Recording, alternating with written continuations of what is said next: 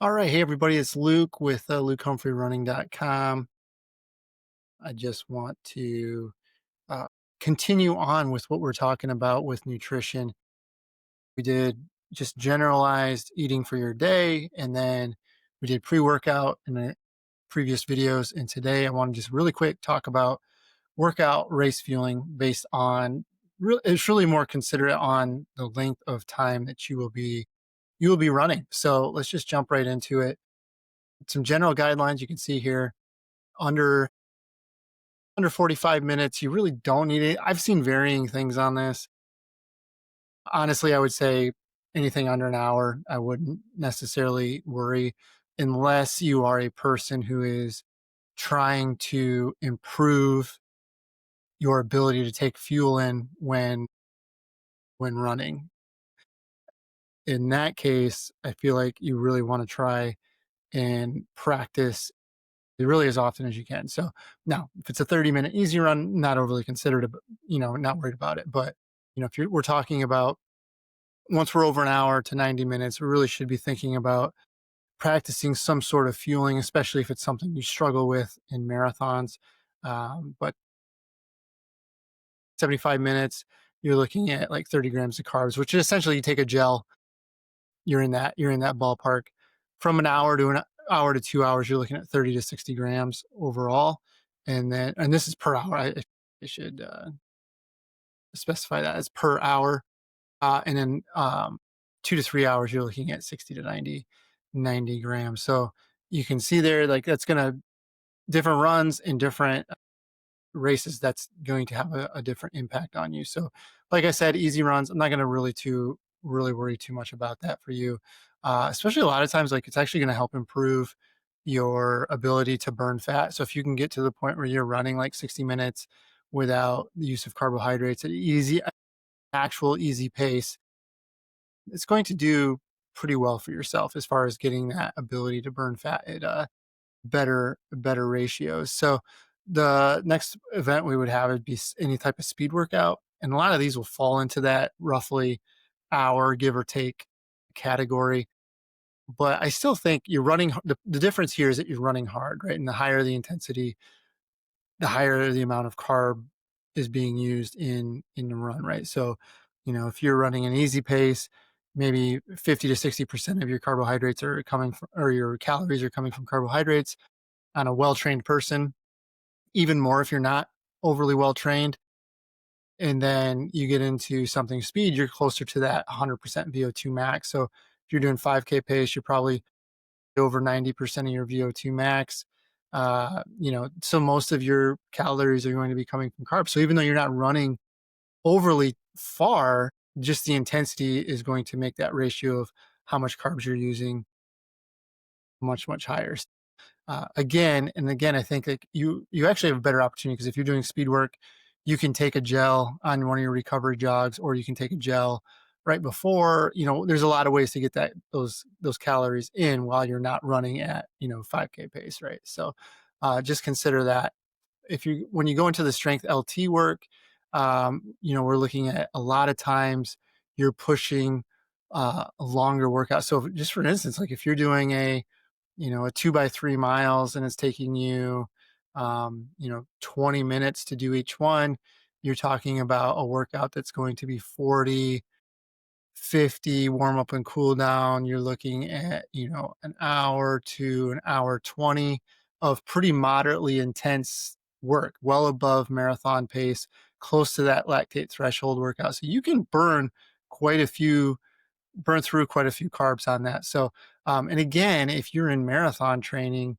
this is a perfect opportunity to get comfortable with taking that fuel on. So, what that might look like would be, 25 grams sports drink or gel, whatever, some kind of combination there before the start within 15 minutes of the workout, I think is a good option because that's what I would push for people to do right before the race. So that would be a good option.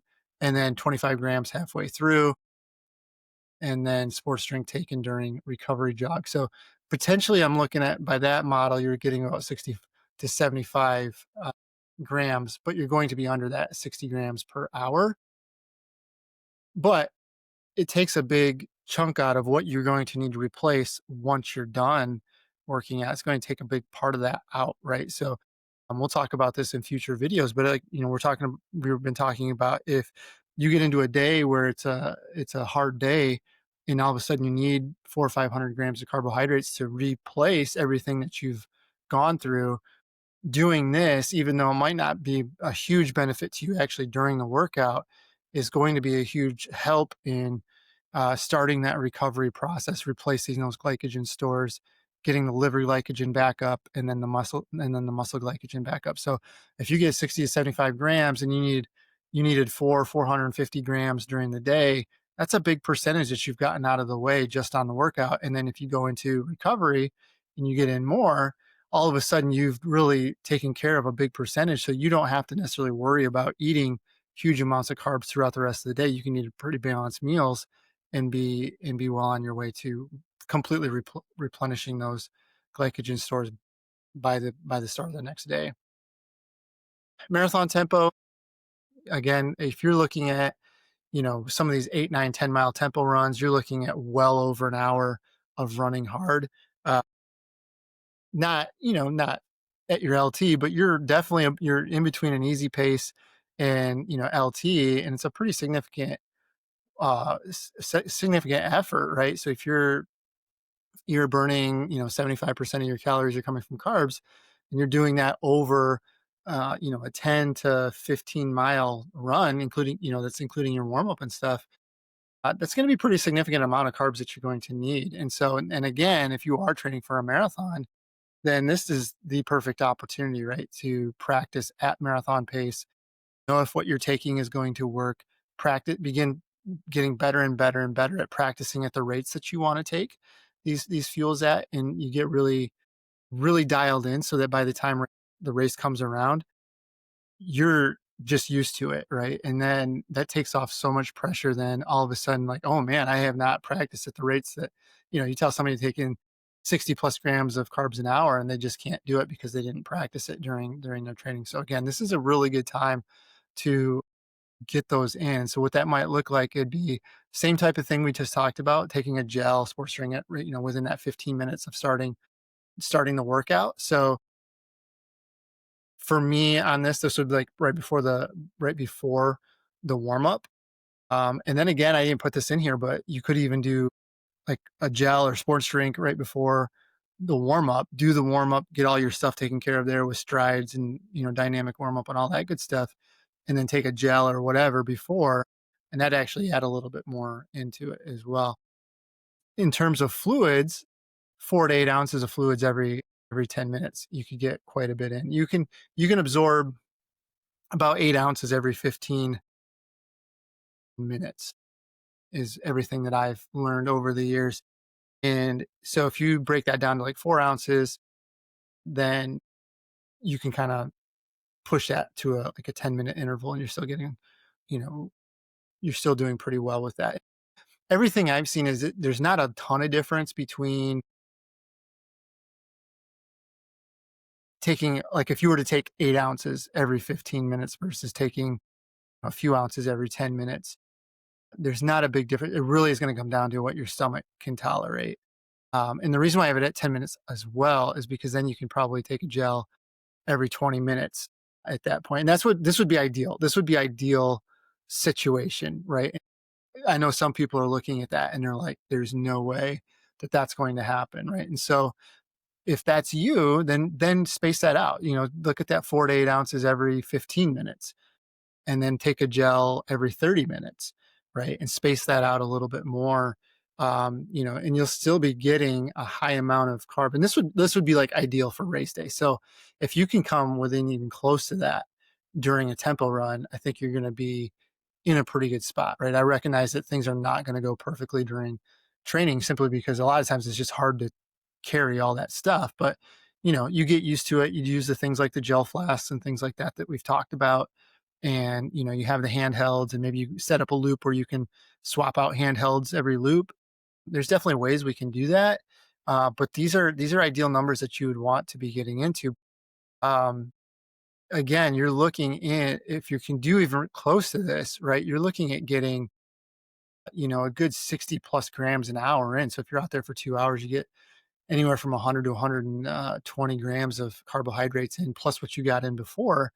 All of a sudden, on a day where you might need 450, 500, 600 calories of grams of carbs, you've already gotten like a third of them at least out of the way. And then again, you go in and you have a balanced meals throughout the day and snacks.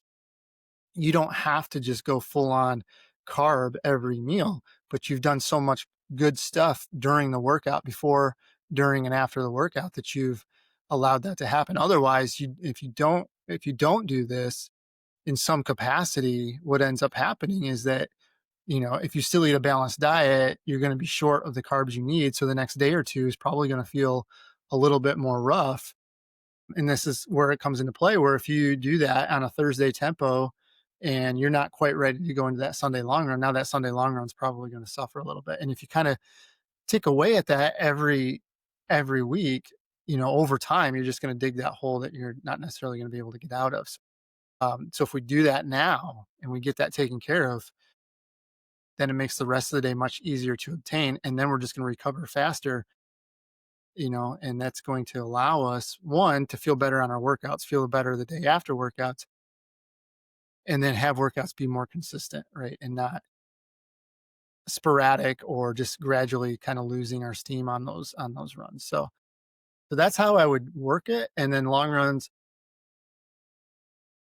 same type of thing, right? You want to basically approach this like how you would approach the long tempo runs. These are good times to practice rates you want to take in. Long runs probably a little bit more so because you're not running as intense, and it just makes it a little easier to get used to on your stomach and things like that. So not quite as much jostling, not quite as much force from the pace and stuff like that. But I would approach it in the same manner as the tempo runs. Scrolling down, just kind of a few things that I would look at in terms of how I would approach this. Like, again, if you're not very good at this and you're looking at that and you're like, oh my gosh, there's no way, maybe I'm recording this at the end of September. So I know, we just got through Sydney and Berlin, and then we got, Twin Cities, Chicago, all the big races coming up in the US. You might not have very much time. If you still have 4 weeks, I would start practicing right now. If you have longer, you can kind of work on phasing these things in and just start getting ready for the next segment. But phase one, I basically break them down into like 4 week segments, right? And the first two phases would be starting out with the bare minimum, like 30 grams an hour, or 30 grams of carbs on a workout day. And this is like during the workout, right? And then work on taking in some water, taking in some fluids, right? Because it's not only just the carbs, but it's the sloshing of the stomach. If you've got fluid in your stomach, sometimes people get used to it and they have that kind of full feeling, and then they kind of panic and they don't really feel like they can push any harder. Over time, that gets better. I promise you, the more you practice that, the better it gets. I mean, when I first started marathon training in Kevin and Keith, this was a big factor for them, like, because they knew like you needed to be as good as you possibly could be at taking in fuels. And we had no excuses because most of the time we had our own bottles, we had our own options for gels and things like that. So we had zero excuse not to be good at doing this unless we just didn't practice it, right? And so they were very big on this. But phase one, start minimum, right? Start with just the bare minimum. Phase two, after 4 weeks, and like anything in training, it takes 4 to 6 weeks to adapt to something. So give yourself a good 4 to 6 weeks. And there's nothing saying that you can't extend phase one out to 6 weeks if you're struggling. But then you go through phase one, phase two, try to double that up, get to 45, 60 grams an hour, space that fluid out, but lower that spacing out. So if it was every 30 minutes, kind of bring it down to every 20 minutes, things like that. So basically every 4 weeks, you're adding a little bit more and you're spacing it out less. And over time, you will definitely get better at that. And the thing is, like, even if you don't get 100% to where you want to be with this, it's still going to be so much further ahead of where you were before, right? If you were not doing anything, not really practicing anything during the training segments, and then all of a sudden getting to the last few weeks and trying it out, this is going to put you in a much better position. Even if you're only like 75% of what talking about on this in this post is, if you're not quite there, but you still made significant improvement, you will see a vast improvement in your overall performance too. So that's really it, right? Like, you just really comes down to easy days, don't worry about it too much. Once you get into workouts, speed workouts, just you can really focus on starting with the bare minimum.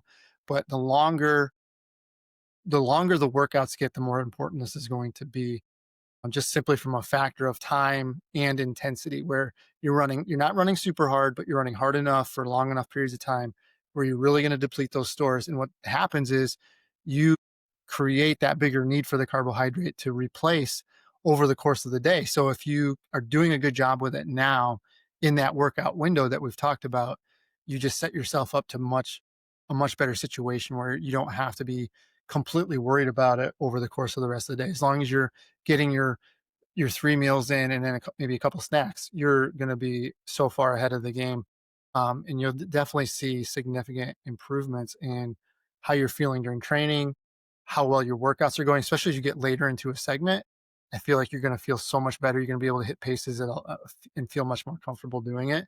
And then come race day, what used to freak you out is not going to freak you out anymore because you've done it so much. And that's a big component to even really doing all this stuff. So hopefully that helps you guys. If you like this and you got some value out of it, do me a favor and just hit the like and subscribe button. I hate saying it, but I got to ask, trying to grow the channel a little bit, but I appreciate you watching, and best of luck in your upcoming races. All right. I'll talk to you later.